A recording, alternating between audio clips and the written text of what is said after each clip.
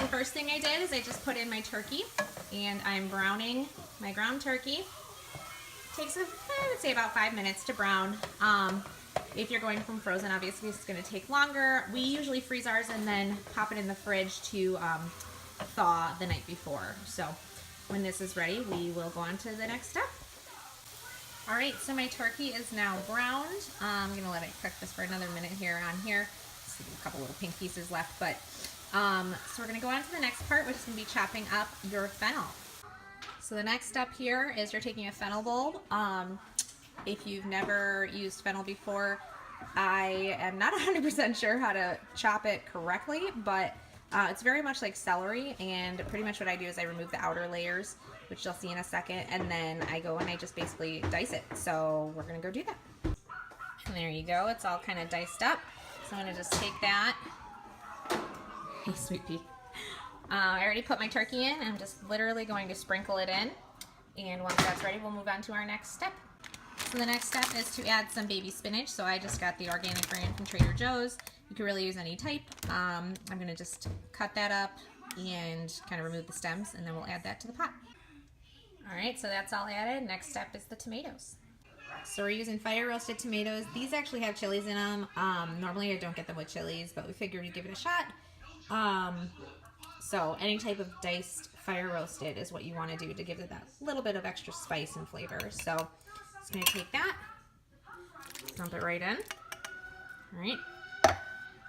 And then that is a can of tomato sauce. So I again chose Trader Joe's. It was just easier, all one-stop shop. It's all organic. Add that in as well. Oh, that got blurry.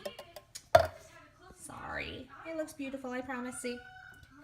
So, and then now, so next on the list is garlic. There's an actual amount which I can add to the recipe, but I am obsessed with garlic. So we always add a lot of minced garlic. And then I always just kind of season to taste, either with an Italian seasoning blend, or I'm just using oregano leaves. Can I please help you? No, not right now, sweetheart. Yeah. And some basil. And throw that in. Okay, lots of basil. And yeah. And the very last step is just a cup of water. Add that in. I'm going to actually add a tiny bit more, simply because it's going to be in the crock pot for a little longer than ideal. So I'm adding about like a quarter cup extra, just so that when it goes to warm, it doesn't overcook. And then I'm just going to go in. I'm going to stir. And it'll be cooked on either high for 3 hours, which is what I'm doing just to be more efficient tonight, or low for 6 to 7 hours. And then at the end of that, we're going to add in our pasta, cook for a while, top with cheese, and then it's your baked ziti. So I will be back in just a little while and show you the finished product before the pasta. All right, the next step, now that it's cooked, is to take a bag of whole wheat pasta and just pour it in. Kind of hard to see. And then you'll leave that for another half hour on low. All right, and the last step is to sprinkle your shredded cheese. And that's it. And then give it 10 minutes, and you are good to go with your baked ziti.